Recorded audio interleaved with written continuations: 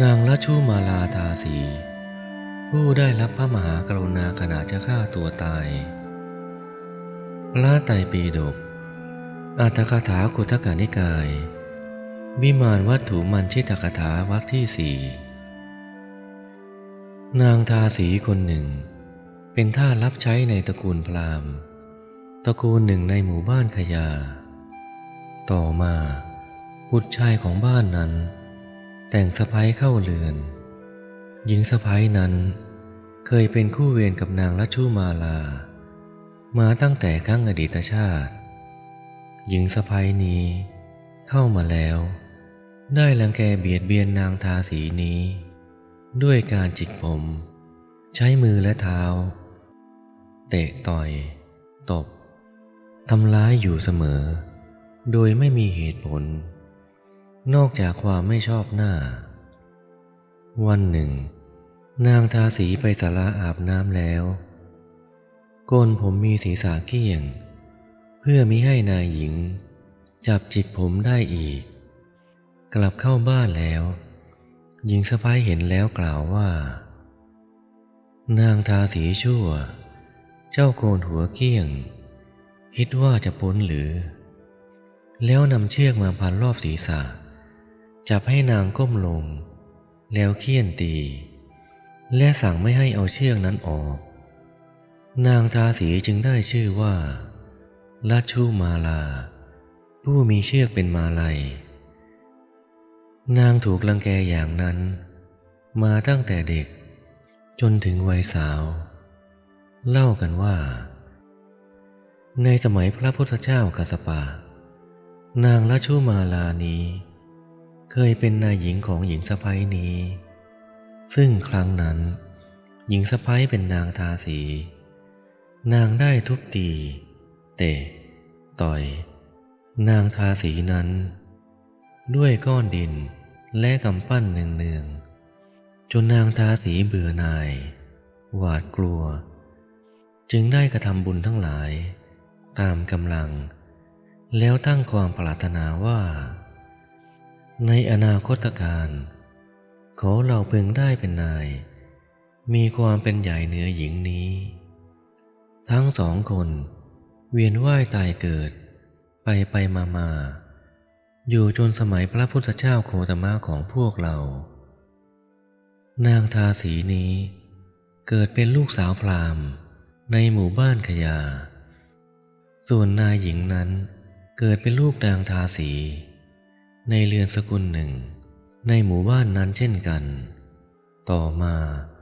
ลูกชายบ้านนี้ได้สู่ขอลูกสาวพราหมณ์มาเป็นภรรยาทำให้เกิดการทำร้ายคืนตอนใกล้รุ่งวันหนึ่งพระพุทธเจ้าของเราทรงเสด็จออกพระมหากรุณาสมาบัติทรงตรวจดูสัตว์โลกทรงเห็นอุปนิสัย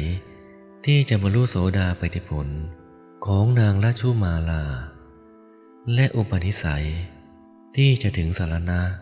และศีลของหญิงสะใภ้นั้นจึงเสด็จเข้าไปในป่าประทับนั่งที่โคนต้นไม้แห่งหนึ่งทรงเปล่งพระฉัพพันตรังสีรัศมี6 สีออกไป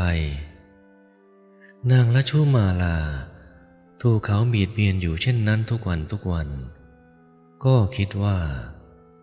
เราจะมีประโยชน์อะไรด้วยชีวิตอันลำเค็ญเช่นนี้ของเราเล่าจึงเกิดความเบื่อหน่ายในชีวิตคิดจะฆ่าตัวตายจึงถือหม้อน้ำออกจากเรือนทำทีเดินไปท่าน้ำแล้วเลี่ยงเข้าไปในป่าผูกเชือกที่กิ่งไม้ต้นหนึ่งเป็นต้นไม้ที่อยู่ไม่ไกลจากพระพุทธเจ้าประทับนั่งนางผูกบ่วงแล้วมองไปข้างโน้นข้างนี้ก็เห็นพระพุทธเจ้าประทับนั่งอยู่นางเกิดความพอใจความเลื่อมใสและเกิดความเคารพเหนียวรั้งไว้คิดว่าทำฉะไหนพระผู้มีพระภาคเจ้าจะทรงแสดงธรรมแก่เราได้ฟังธรรมแล้วอาจพ้นจากชีวิตที่แสนลำเค็ญนี้ได้พระพุทธเจ้า ทรงเห็นความเป็นไปทางจิตของนางแล้วตรัสเรียกว่าลัชชุมาลานางได้ยินพระดำรัสแล้วเป็นเหมือนถูกน้ำอมฤตลาดรถเกิดความปิติไม่ขาดสายเดินเข้าไปถวายบังคมแล้วยืนอยู่พระพุทธเจ้าทรงแสดงสัจจะสี่อริยสัจสี่ต่อจากอนุปปิกถาจบแล้วนางบรรลุโสดาปัตติผลทรงดำริว่าการอนุเคราะห์แก่นางลัชชุมาลาเพียงเท่านี้ก็พอต่อไปนางก็เป็นคนที่ใครๆกำจัดไม่ได้แล้วเสด็จออกจากป่าไปประทับนั่งที่โคนต้นไม้แห่งหนึ่งใกล้บ้านฝ่ายนางลัชชุมาลาบรรลุธรรมแล้วหมดความคิดจะฆ่าตัวตายมีความสมบูรณ์ด้วยขันติเมตตาและกรุณาคิดว่านางพรามณีนั้นจะฆ่าหรือเบียดเบียนเราหรือจะทำการอย่างใดอย่างหนึ่งก็ตามเราก็ควรกลับไปแล้วใช้หม้อตักน้ำกลับบ้านไปบิดาสามีนางพรามณีพ่อของสะใภ้ผู้รังแกนางยืนอยู่ที่ประตูเรือนเห็นนางแล้วถามว่าวันนี้เธอไปที่ท่าน้ำนานมากมีสีหน้าผ่องใสกลับมาทำไมเธอเปลี่ยนไปนางจึงเล่าเรื่องที่เกิดขึ้นให้ฟังพราหมณ์ฟังคำของนางแล้วเกิดความยินดีขึ้นไปบนเรือนแล้วบอกให้สะใภ้รีบจัดทำของเคี้ยวของฉันไว้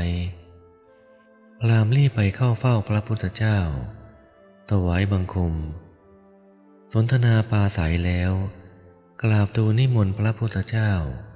ให้เสด็จมายังเรือนแล้วถวายของเคี้ยวของฉันอันปราณีตเสวยเสร็จแล้วพราหมณ์และทุกคนในเรือนรวมทั้งสะใภ้รวมทั้งเพื่อนบ้าน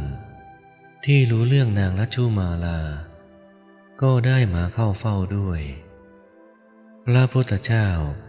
ตัดกรรมในอดีตชาติที่นางลัชชุมาลาและนางพรามณีสะใภ้เคยจองเวรกันและกันไว้นางพรามณีและผู้ที่ประชุมกันในที่นั้นฟังธรรมแล้วดำรงอยู่ในสรณะและศีลพระศาสดาเสด็จกลับไปกรุงสาวัตถีส่วนพราหมณ์เจ้าของเรือนนั้นได้ตั้งนางลัชชุมาลาไว้ในตำแหน่งลูกสาวลูกสะใภ้ก็เกิดความรักใคร่นางลัชชุมาลาปฏิบัติต่อกันด้วยความรักใคร่จนชีวิตสุดท้ายนางลัชชุมาลาตายแล้วเกิดในสวรรค์ชั้นดาวดึงส์มีนางเทพอัปสรเป็นบริวาร1,000 นางครั้งนั้นพระมหาโมคคัลลานะเที่ยวไปในเทวโลกเห็นนางเทพธิดามีรัศมีรุ่งโรจน์มีเทวฤทธิ์ยิ่งใหญ่จึงถามถึงกรรมที่นางได้เคยทำไว้นางลัชชุมาลาเทพธิดาได้เล่าความเป็นมาทั้งหมดให้พระเถระทราบ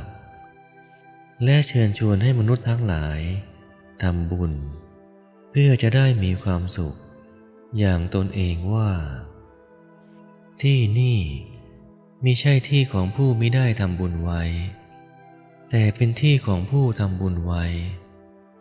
สวนมหาวันของเทวดาทั้งหลายเป็นที่ไม่เศร้าโศกเป็นที่น่าบันเทิงน่าลื่นลมสำหรับผู้ที่มิได้ทำบุญไว้สุขย่อมไม่มีในโลกนี้และโลกหน้าสุขในโลกนี้และโลกหน้า